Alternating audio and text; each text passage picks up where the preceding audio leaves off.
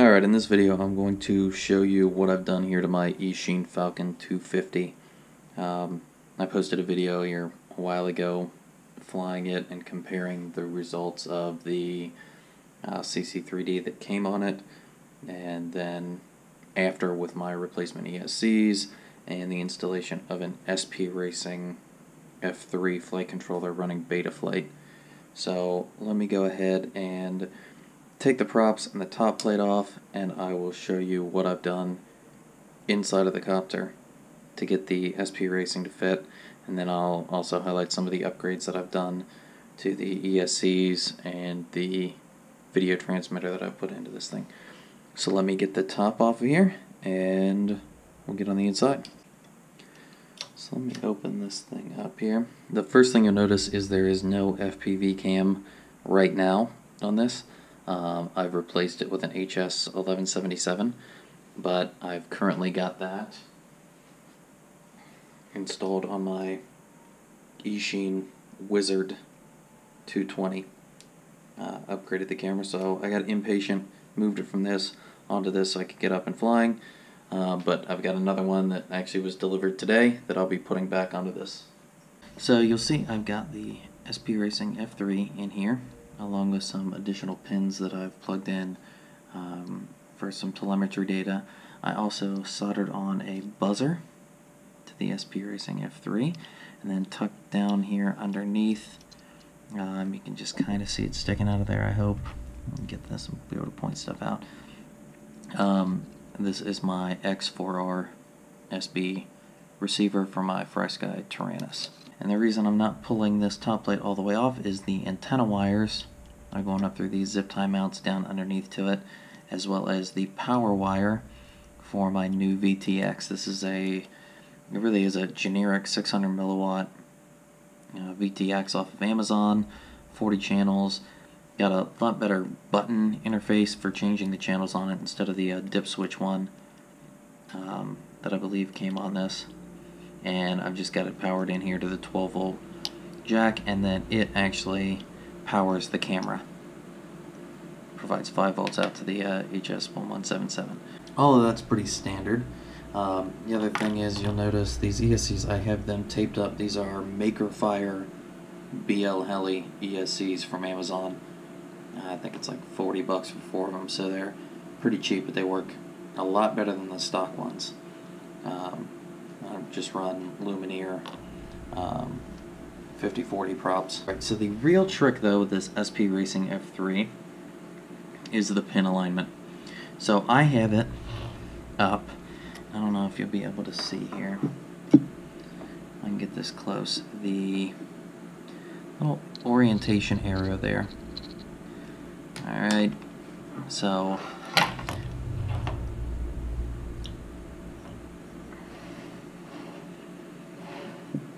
the front of the copter is that way. So it's actually turned 90 degrees. So I'll show you Betaflight here in a little bit how I've got this set up, but you actually have to set the orientation of the board to 90 degrees.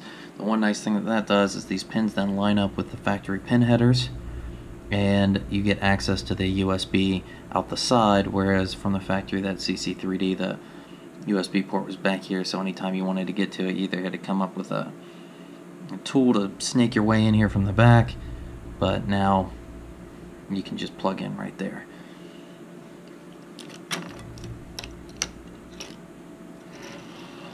So over here, you'll see that the way I've soldered these pins on in here and all these channels is just like the factory. It plugs in down into the factory, the bus there where it's got all the connections for the ESCs. The one issue is that the way this lines up, if you want to put it facing up, is that pin or channel 1 is actually lining up with channel 8 on the SP Racing. And so 1 is 8, 2 is 7, 3 is 6, 4 is 5. So it's actually reversed. Now in Betaflight you can remap your channel outputs, and I will show you the configurations I've used for that.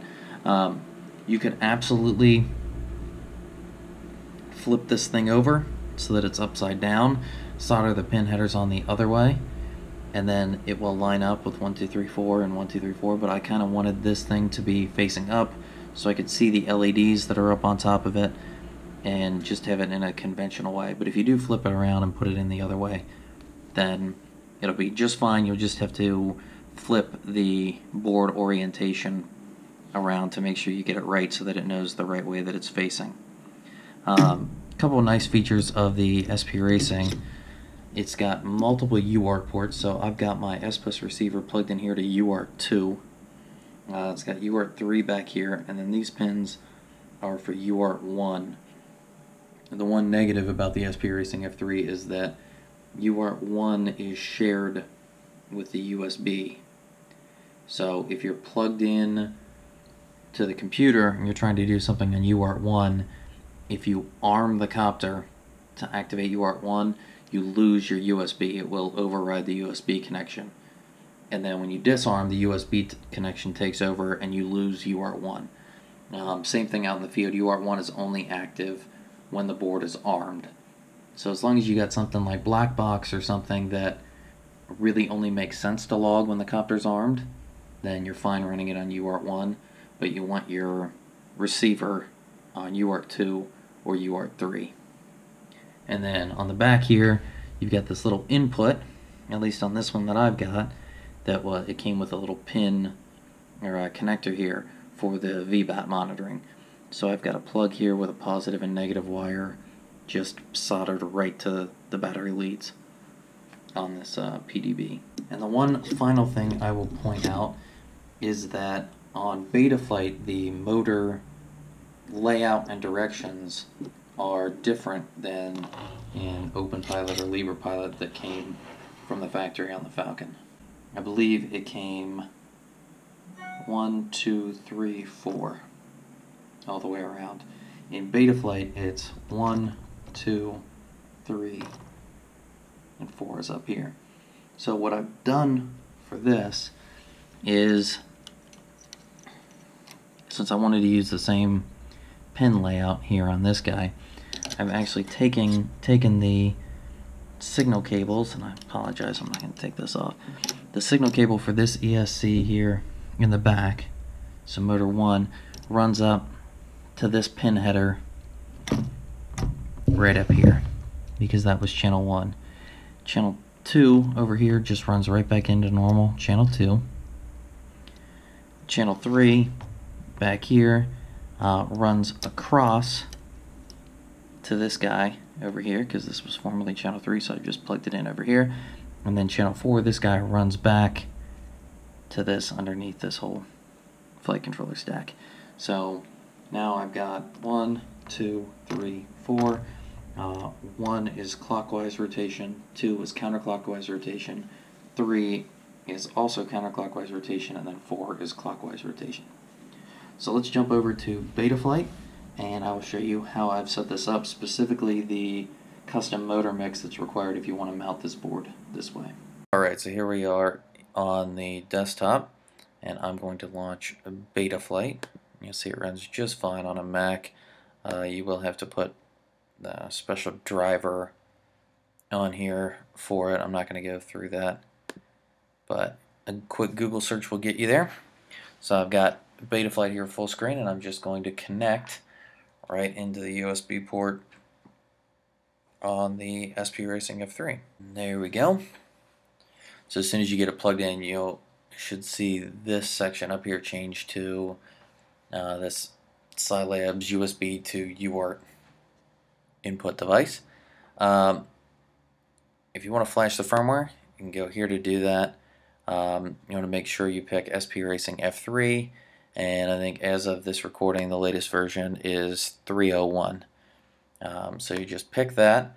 I normally do a full chip erase, manual baud rate of 115/200, and then what you do is you will load firmware online. It'll download, it's a tiny file, you'll get it, and then you can click on flash firmware, which I'm not going to do now. If you're ever doing this on something that you've already got, that's already got Betaflight on it, make sure you run a diff command in the CLI, and I'll show you that. because flashing this firmware, even if you pick don't do a full chip erase, I've seen that blow away all the settings. But once you've got it connected here, all you have to do is click the connect button. And there we go. If you have any familiarity with Betaflight, this image will look a little bit weird, and it does this. Normally it shows the normal picture of a quadcopter, but when you run a custom motor mix, it puts this generic box in here. So I'll just go through some of these pages. Whenever you first set this up, you want to make sure your quadcopter is completely level and calibrate your accelerometer. If you're setting this up, the board alignment, like I said, it's 90 degrees off, and I'll show you that, but this is a real quick way to make sure that you've got your board alignment correct, because if you pitch forward, the image should pitch forward. If you tip left, right, or yaw, you should see that reflected. If something's not going in the right direction on this screen, then you've got something messed up with your offset of your board alignment. So this is just some basic settings. On the ports tab, you will see that UART1 is MSP, and so this is your USB connection. I have this enabled for smart port telemetry on here, but I've actually kind of gone away from that. So actually, while I'm in here, I'm going to go ahead and disable that. Then I'm going to click Save and Reboot. It's going to reboot the board. And now we're here. So see, I've got nothing here on UART3. I've actually got smart port on this thing as well. I'm going to go ahead and disable that here just to clean things up. So the only things I have, UART3 is completely inactive. I've got MSP on UART1, so that's USB, and you'll see a warning, do not disable MSP unless you know what you're doing. And then I've got UART2 set up for a serial RX. And then if I go to my configuration tab, I'm running one-shot 125 on my BL Heli ESCs. I have motor stop enabled, and I have the option to disarm motors regardless of throttle value. We'll disarm after 5 seconds. The center value is 1500. Min throttle is 1024. And this will all depend on what ESCs and motors you're using. When you calibrate your ESCs, when you start to raise your throttle, you want to find the value where the motors are spinning, not stuttering. So you want to find kind of the minimum throttle where the motors are up and spinning smoothly. So on my ESC motor combination, it's about 1024. You'll see here I have spun the board 90 degrees on the installation, so I've got 90 degrees here. I've set my receiver mode to RX serial and S-bus, because that's how I have my X4R connected. I have VBAT monitoring turned on, and pretty much everything else is left as defaults. I have set my flight controller gyro update to 2.67 kilohertz and my PID loop to 1.33, so half the gyro update.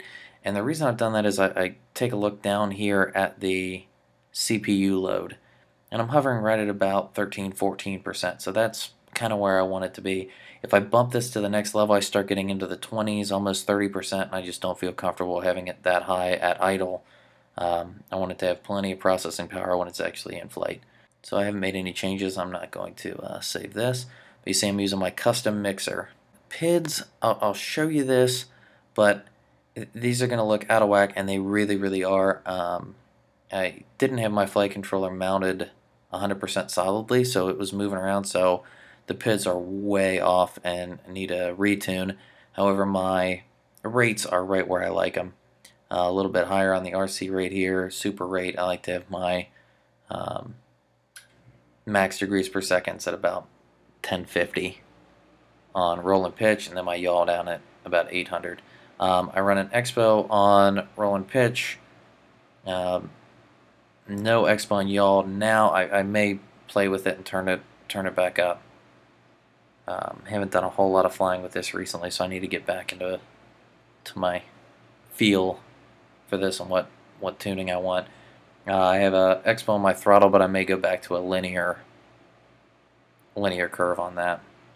Other than that, there aren't any changes here to my PIDs, and again, it all depends on your feel, what feels like a locked-in copter to you, and if you've got extra weight from a forward-facing HD cam, or how you've got it set up.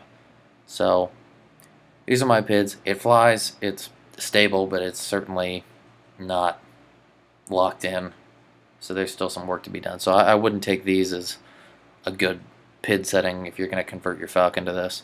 It is very, very important when going to Betaflight that your transmitter is set to go from 1000 to 2000 with a midpoint of 1500.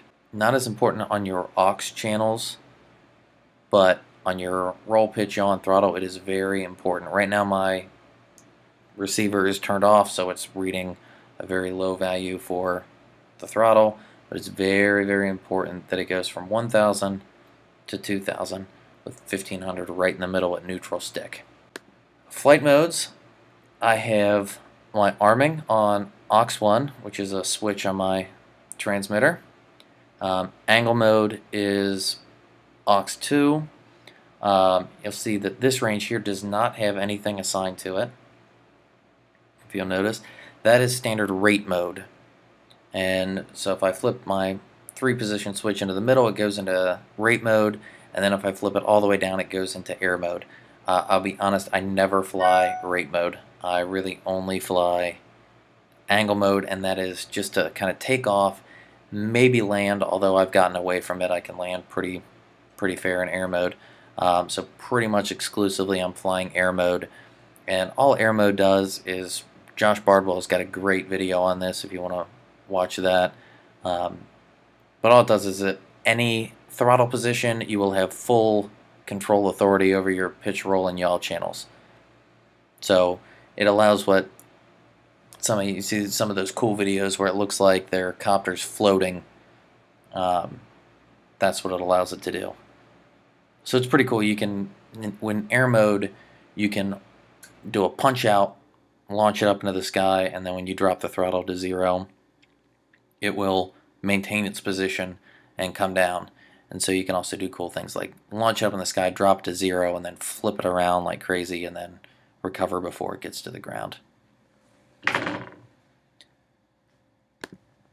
On the motors tab, you see you've got a custom mixer, and actually I'm not going to power it up, but if I were to test, you will see that if I actually move my sliders for motor number 8, it's going to spin motor number 1 on the copter. So channel 8 here is actually channel number 1, channel 7 is 2, channel 6 is 3, and channel 5 is 4. Just with the way I've got the pins plugged into that, the header on the Falcon PDB. Blackbox logging, it's got an onboard flash chip. I can erase this so it'll record onto the onboard flash. You get a very short log on here, but you can plug in a open log device with a micro SD card to get a lot of logging. Right, so now on to the interesting stuff, to the CLI. So I'll show you here. If I type in version, you'll see I'm running Betaflight 301 on my SP Racing F3 Target. If you ever get a new quadcopter and you aren't sure what the flight controller is running, open up the CLI, type version, and it will tell you exactly what target is being run here. And then the other command you can write is the diff command. And what this is going to do is show you all of the settings that are different from the default. If you are about to flash a new version of Betaflight, run that diff command, copy all of this to Notepad or to some type of text editor, and just copy it and leave it, flash Betaflight, get in here, and then you can just paste that right into this thing, and it will write all of your settings right back, and then you just type in the save command when you're done, and all of your settings will be back exactly as you left them before you flash Betaflight. Here is the interesting part. It is the M mix. What I've done is I've set up a custom motor mix that has mapped the outputs of channel 0 or motor 1 to 8 or 7, programming world, counting starts with 0, 1 to 6, 2 to 5, and 3 to 4. Now what I've done is I've zeroed out 0 through 3, but that's not necessary. If I do this, I can show you, let me see. Let me go ahead and leave this so I start with a fresh tab. Whenever you leave the CLI tab, it's going to reboot the flight controller. So make sure if you've typed some stuff in here, you click save before you leave the tab. So let me do this. If I do an mmix, sorry, that's just going to show the current motor mix. If I do an mmix load quad X, that's going to show the default setup. And what you'll see here is there's ones and negative ones, and that's basically configuring the motors and how they're going to respond, and the flight controller knows what directions they're pointed, what orientation they are on the copter, and then how it's going to adjust that to maintain level or maintain its position. So here is the default parameters for Betaflight out of the box, the quad X setup. So what you'll notice is I've just copied these values. I guess I flipped them, so 3, 2, 1, 0, and then put them in from 4 to 7. So if you remember, my pin output for 7 or 8 actually mapped to motor number 1. So you'll see 7 is 1, negative 1, 1, negative 1. And you'll see that's exactly here. Motor number 0, 1, negative 1, 1, negative 1. And then the same thing. So 6 is 1, negative 1, negative 1, 1, 1, negative 1, negative 1, 1. Then 2 maps to 5, just positive ones across, and then 4 maps to 3. So you'll have to set up, if you've got it, if you install it the way I did, you will have to set up this custom mix to remap your motor outputs. First I want to load custom, so mmix load custom. Alright, so I loaded the custom, and it's not going to put anything in there because it's pretty much overwriting what I've got here. Now I'm not going to click save, so I won't overwrite anything, but if I wanted to then create a mapping for motor 4, I can do a mmix 4 1, and you don't have to type in all the decimals, but let's say I want to map 4, which is actually motor, I need to map that to 3. Alright, so I'm going to type in 4 1 1 negative 1 negative 1. I'm going to press enter. I started with 4 forgetting that I had loaded custom, so there was nothing in there, so I have to actually map all of them. Now I can do an mmix 0, mmix 1. You have to, this first one, you have to have this first one, but you can put zeros in for the rest like I've done up here. So 0 0 0, enter. So there we go, now we're starting to get it, and I can actually mmix 0 1 0 0 0. So there we go. Now I can repeat that, mmix 2 1 and mmix 3 1. There we go.